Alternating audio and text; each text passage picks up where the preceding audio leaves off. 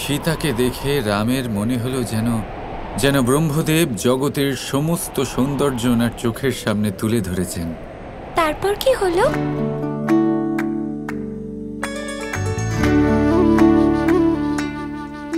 বলো না কৃষ্ণ, তারপরে কি হলো? তারপর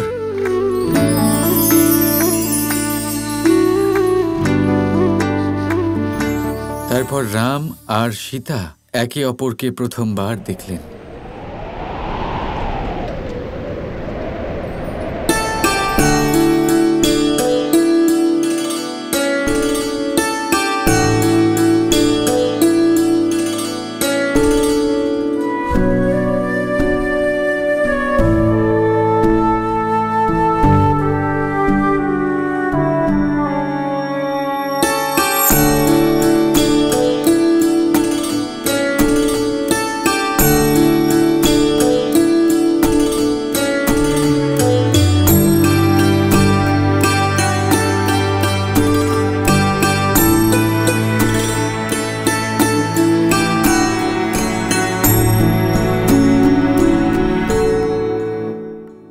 প্রথম দৃষ্টিতেই রাম আর সীতা একে অপরের হয়ে গেছিলেন। জানি না কেন কৃষ্ণ, কিন্তু এই কাহিনীর শুরুতেই আমার ভালোবাসার অনুভূতি হলো। আমি তোমাকে যে যে কাহিনী শুনিয়েছি রাধা, এই কাহিনীর জন্যই তো শুনিয়েছি। এটা অত্যন্ত মহান এক গল্প, যেটা শোনার পর আমার আর তোমার সম্পর্কের বিষয়ে তোমার যা যা প্রশ্ন আছে, যা যা আশঙ্কা আছে, সব দূর হয়ে যাবে। তোমার মনে যত প্রশ্ন আছে রাধা, তুমি সব কিছুর উত্তর পেয়ে যাবে। সত্যি? আমি তো সেই মুহূর্তের অপেক্ষায় আছি। কিন্তু কৃষ্ণ, রাম আর সীতা শুধু এক নজরেই একে অপরকে মন থেকে এত ভালোবেসে ফেলল, কিভাবে?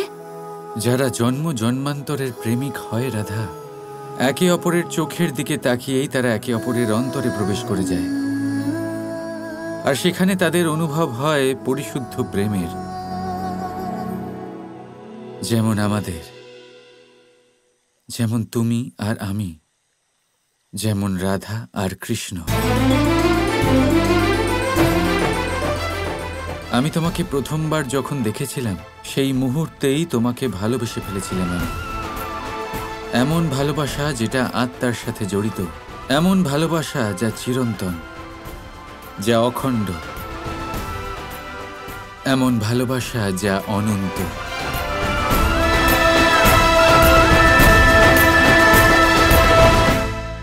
চলো এবার দেখা যাক পুরুষেরা কি সিদ্ধান্ত নিল।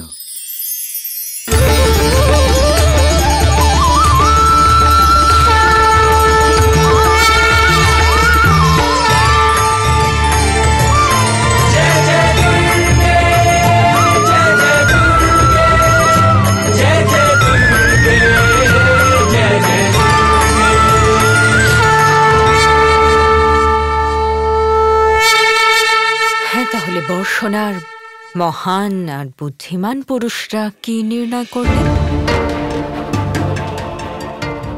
বর্ষণা সব পুরুষ এটা নির্ণয় করেছে যে মহারাজ কংসের বাজি স্বীকার করা আত্মঘাতী হবে, আর কোনো পুরুষ এই কাজে অংশগ্রহণ করবেন না, আর সকলের ভালোর জন্য মহিলাদেরও পিছিয়ে যাওয়া উচিত।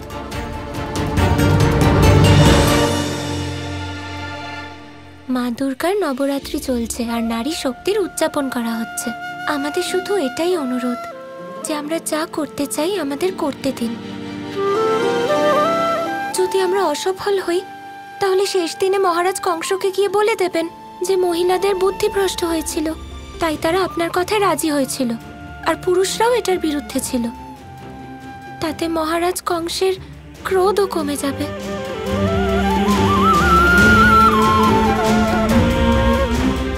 ঠিকই, নবরাত্রির সময় নারী শক্তির বিরোধ করা মহাপাপ হবে।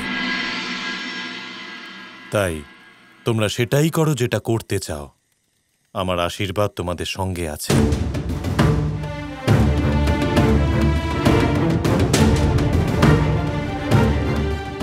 কৃষ্ণ, বর্ষণার সব পুরুষদের নির্ণয় তোমাকেও মানতে হবে। তুমিও তো পুরুষ, তাই না? দেখুন, আমি মহিলাদের কোনো সাহায্য করতে পারবো না, আমি কোনো কাজ করতে পারবো না। আমি শুধুমাত্র পথ দেখাবো, শুধুমাত্র পরামর্শ দেব। আমার মনে হয় না এটা নিয়ে কারোর কোনো আপত্তি থাকবে। কি বলেন কাকা? আর আপনি বড় ভাই?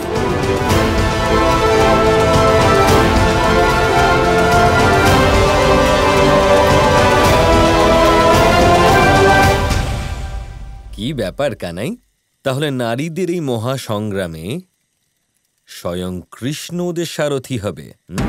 এবার যে মহাসংগ্রাম হতে চলেছে তাতে আমার অবতারের অবদান কিছু না কিছু তো রাখতেই হবে, তাই না দাদা?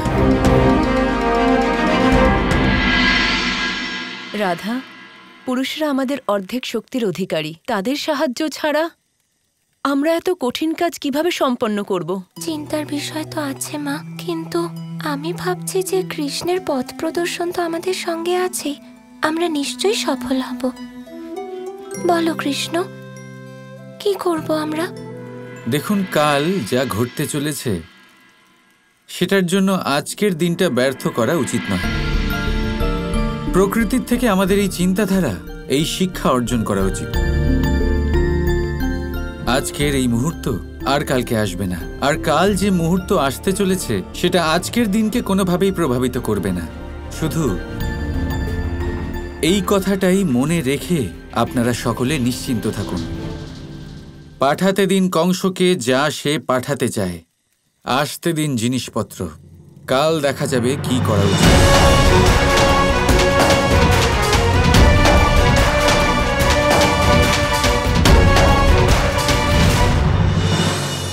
হে নারায়ণ, আমাদের রক্ষা করুন নারায়ণ।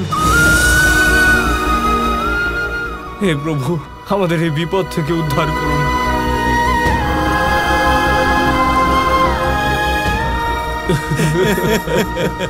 আপনারা কারা? কোথা থেকে এসেছেন? আমরা বর্ষণা থেকে এসেছি দেবী। বর্ষণা? শুনলেন আপনি? বর্ষণা থেকে এসেছে এরা। আচ্ছা, আপনারা কি কৃষ্ণকে চেনেন? হ্যাঁ, আমাদের বদলে মহারাজ কংস তো ওকেই চান। আজ ওর জন্যই আমাদের সকলের প্রাণ সংকটে। আপনারা চিন্তা করবেন না, কৃষ্ণ খুব বুদ্ধিমান। শীঘ্রই কংসকে বধ করে ও আপনাদের সবাইকে এখান থেকে মুক্ত করবে।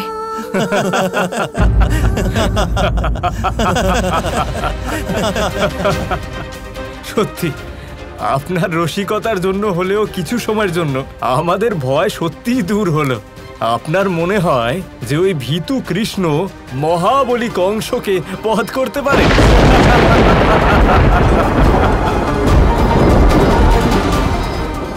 স্বামী, আপনি বুঝতে পারছেন তো? বর্ষণার লোকেদের এখানে আসার মানে হলো এই যে কংসের অন্তিম সময় কাছে চলে এসেছে।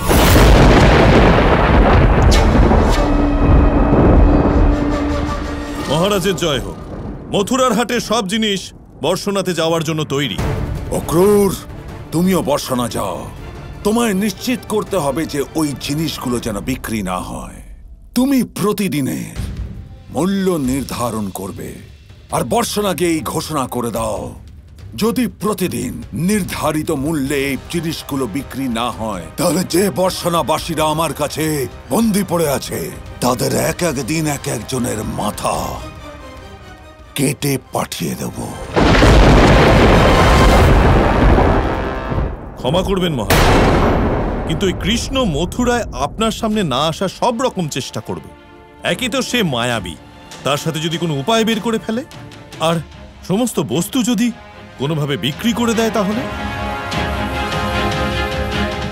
যদিও মায়াবী হয় তো আমিও ক্রূর।